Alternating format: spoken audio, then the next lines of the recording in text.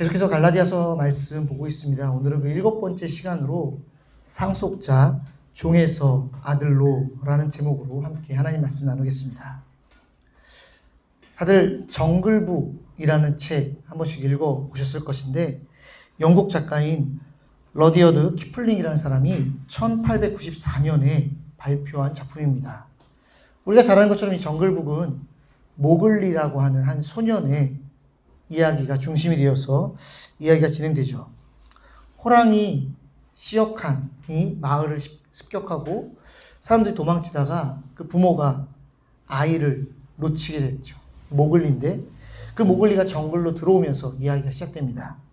홀로 남겨진 이 모글리를 늑대 엄마 락샤가 입양을 하고 모글리는 이제 늑대 무리 속에서 살게 되죠. 인간이지만 늑대처럼 울고 늑대처럼 달리고 늑대처럼 먹고 늑대로서의 삶을 살아갑니다. 그런데 이제 모글리가 조금씩 커가면서 자신이 늑대도 아니고 이 동물의 세계에 속할 수 없는 자라는 것을 조금씩 깨닫게 됩니다. 그렇다고 일반 인간들과 같은 삶을 살 수도 없죠. 모글리가 이제 인간 세상에 잠시 가는 시간이 있는데 거기에 갔더니 거기 역시 자신이 속할 수 없음을 깨닫고 다시 또 정글로 돌아옵니다. 그러면서 모글리는 자신의 정체성에 대해서 혼란을 느끼고 고민하게 되죠.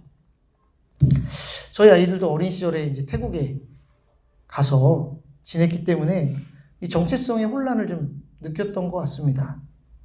한국인이지만 어려서부터 태국의 정석 가운데 살아왔고 그렇다고 태국인은 분명히 아니고 근데 또 한국 사람들과 만나서 같이 있다 보면 어딘가 모르게 불편한 지점들이 있고 그러면서 좀 고민하는 시기가 있었던 것 같습니다. 물론 모두가 다 이런 정체성의 혼란을 겪는 것은 아니지만 그럼에도 불구하고 누구나 나는 누구인가에 대한 고민은 다들 하고 살아가죠.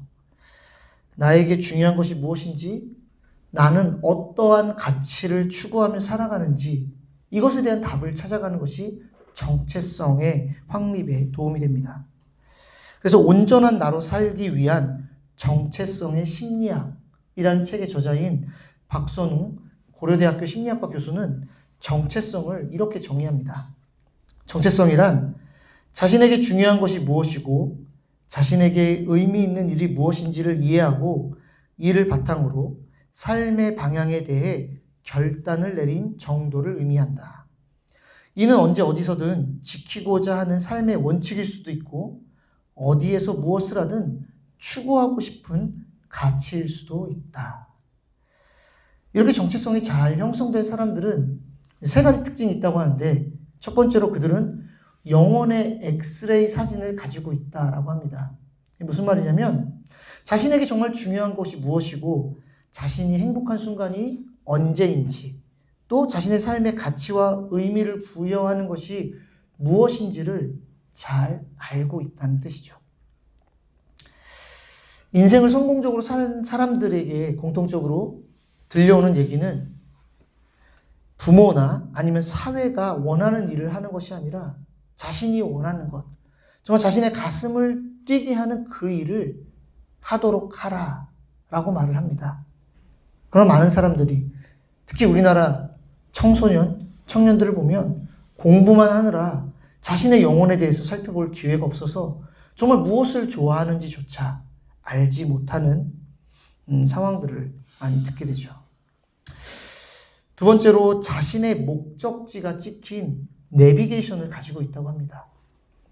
즉 자기 자신을 잘 이해한 사람은 자신이 어떤 삶을 살아가야 될지 잘 알고 있다는 거죠.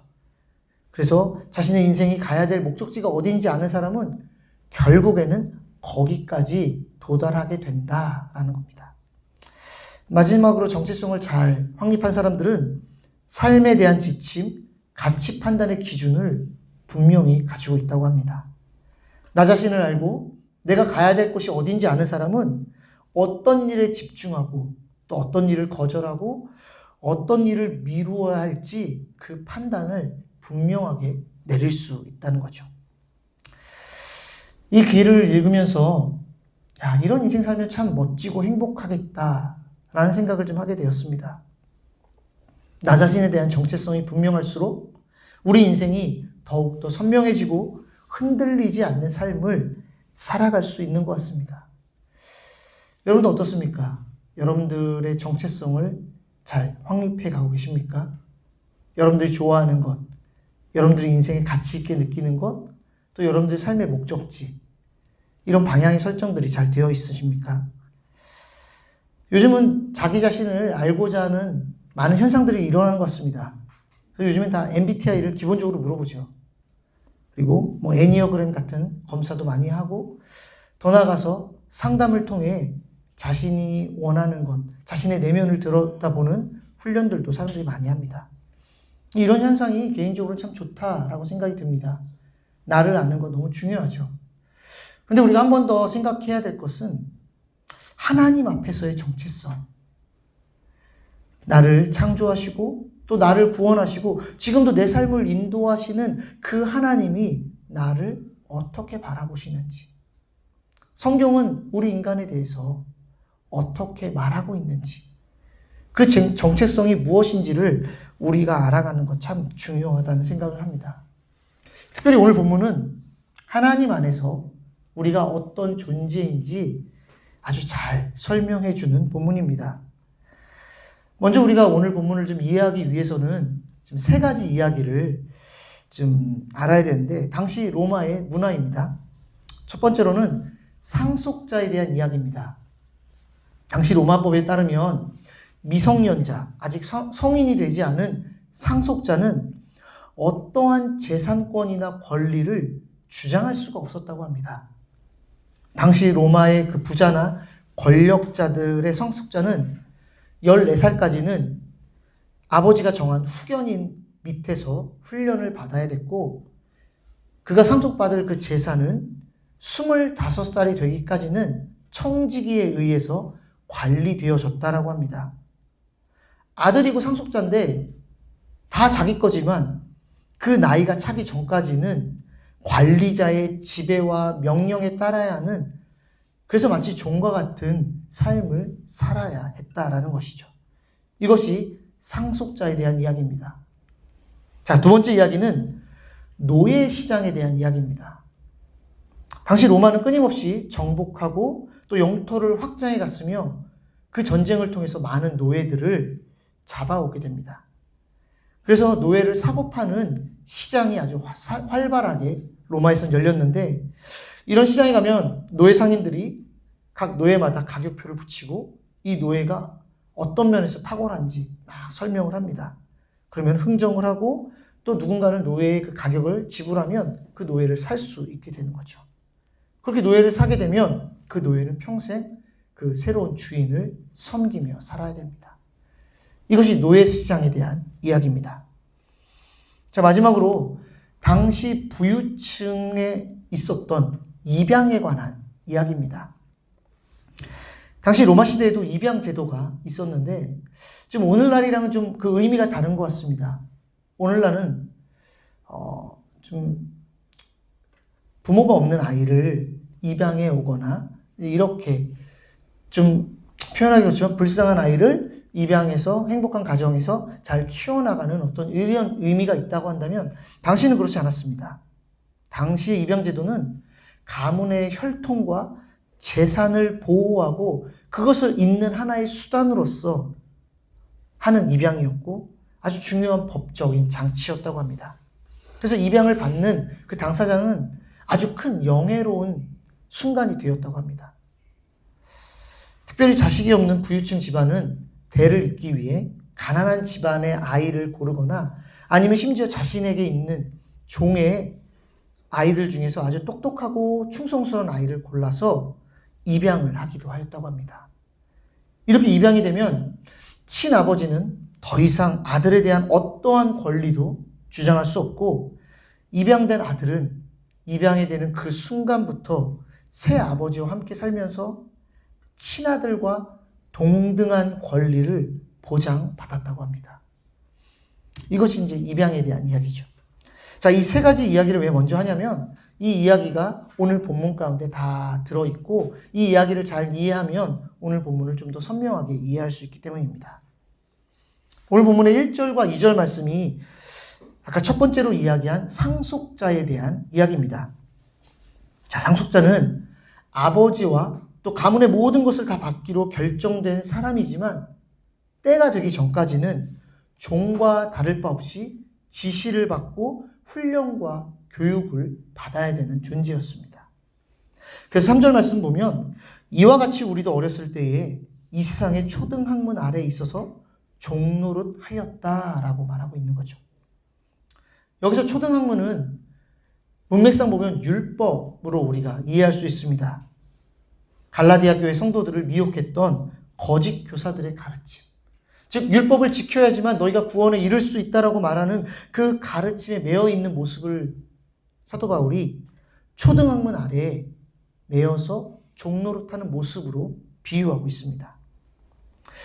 또 이 초등학문은 당시 유행했던 헬라 철학, 아리스토텔레스나 플라톤의 이야기들, 또 당시 만연했던 로마의 종교를 의미한다고도 볼 수 있습니다. 근데 가만 살펴보면 세상 철학이나 종교는 유대교와 별반 다르지 않습니다. 아니 어쩌면 기독교를 제외한 모든 종교와 철학들이 다 기본 바탕을 동일하게 가지고 있습니다. 무엇이 동일하냐면 우리는 행한 대로 받는다. 행함을 통해 우리는 의로울 수 있고 또 더 나은 존재가 될 수 있다. 그리고 우리는 그렇게 행할 수 있다. 이것이 대부분의 종교와 철학이 가지고 있는 바탕입니다. 우리가 지난번 시간에 로마 종교에 대해서 잠시 나눴지만 그들이 행했던 모든 종교 의식은 결국 자신들의 의식과 헌신을 통해 신에게서 축복을 받기 위함이 목적이었죠. 정말 신을 사랑하거나 신을 향한 어떤 뜨거운 믿음과 헌신이 있다기보다는 나와 가족, 그리고 더 나아가 국가의 번영을 위한 종교적 열심이었고 이것이 모든 종교의 기본 바탕이라고 할 수 있습니다. 내가 이렇게 헌신하면, 내가 이렇게 열심히 있으면 신은 나에게 축복을 해줄 것이다. 나는 행할 수 있고 또 그러한 축복을 받을 만하다. 근데 여러분, 한번 생각해 보시기 바랍니다. 누가 그렇게 선할 수 있을까요? 누가 그렇게 의로울 수 있고 누가 율법을 다 지키며 하나님의 마음에 합할 수 있을까요? 우리가 행한 만큼 받는다고 하면 우리의 행함이 그만큼 합당할 수 있을까요? 누구나 다 어떤 기준에 맞춰서 살려고 애쓰긴 하지만 결국 돌아보면 우리는 그럴 수 없는 존재라는 것을 깨닫게 됩니다. 그 기준에 도달할 수가 없죠. 노력하고 애쓰지만 잘못했을까봐. 아니 오히려 잘못했기 때문에 늘 불안해하며 사는 것이 우리 인생의 모습입니다. 그런데 하나님은 이런 우리의 인생 가운데 놀라운 일을 행하셨습니다. 4절 말씀을 세번역 성경으로 한번 보겠습니다. 그러나 기한이 찼을 때에 하나님께서는 자기 아들을 보내셔서 여자에게서 나시게 하시고 또한 율법 아래에 놓이게 하셨습니다. 그러나 너무 중요하고 감격스러운 그러나입니다. 생각지도 못했던 반전, 우리가 감히 상상할 수도 없었던 일이 일어났다라는 거죠. 그러나 율법과 종교의 억압 아래서 불안해하며 떨며 지내고 있던 우리에게 하나님께서는 당신의 아들을 보내주셨다는 그 기쁜 소식, 즉 복음이 선포되고 있습니다. 그러나 사도 바울은 하나님의 아들이신 예수 그리스도가 이 땅에 오셔서 우리를 위해 행하셨던 그 일을 크게 두 가지로 요약해서 말하고 있는데 한번 5절 말씀을 세번역 성경으로 보겠습니다. 그것은 율법 아래에 있는 사람들을 속량하시고 우리로 하여금 자녀의 자격을 얻게 하려 하시는 것입니다. 자, 우리가 먼저 주목해야 될 단어는 속량이라는 단어입니다. 이 단어는 우리가 아까 두 번째 했던 이야기, 노예 시장에서 통용되던 단어였습니다. 누군가가 노예를 살 때, 흥정하고 노예를 살 때 그 노예의 몸값을 치루어야 합니다. 몸값을 치르다, 그만한 대가를 지불하다. 이것이 바로 속량이라는 단어의 뜻입니다. 예수님께서는 율법의 노예로 살던 우리를 대가를 지불하시고 사 오셨다라는 거죠. 근데 그 대가가 생각보다 엄청났습니다. 돈 몇 푼으로 해결되는 것이 아니라 당신의 생명을 지불하시고 우리를 사오셨습니다. 여러분, 우리의 가치가 그 정도입니다. 예수님의 생명이 곧 우리의 가치고 그 대가 지불을 통해 이제 우리의 주인이 영원히 바뀌게 되었습니다. 우리를 사오신 예수님이 우리의 주인 되셨다라는 거죠. 사실 이것만 해도 너무 감사하죠. 노예 입장에서 보면 가장 큰 행운이 뭐겠습니까? 좋은 주인 만나는 거 아니겠습니까?